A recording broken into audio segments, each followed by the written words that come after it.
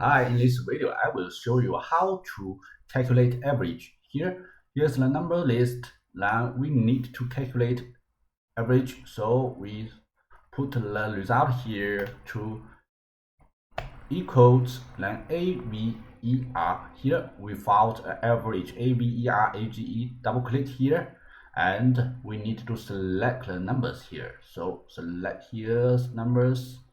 Then it will be C2 to C9 and enter. Then you got the numbers here, average numbers here. Sometimes you need to calculate here, so we can click here and insert an odd sign. Here is odd sum, here is a list. Then we click average and it will be auto average C2 to C9 and enter. You got the average here. So you can also do AVERAGE. Double click here and you move the mouse to the C numbers.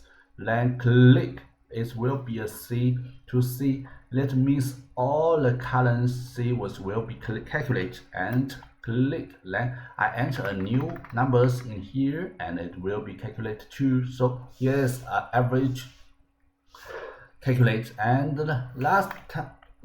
So we can also find here, we select here, then the right here is the average here. You can got the average.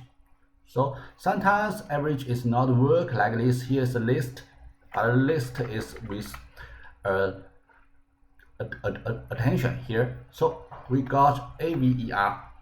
Click here and select this arrange and you will find it doesn't work. Why? Here we click here, we found is a text here, so we need to select list sales here home and we need to select to January and click here and it doesn't change again. So we double click here and enter. Then you will got, hey, it's a div. Why? Here the result here was errors, was a text, not a real number. So we need to select list range and we need to select, click here, and here is a current number. So we click here, yes, it will be a right answers. So if you don't have here, you can also do this one. So I click here, double click, and we can select column H.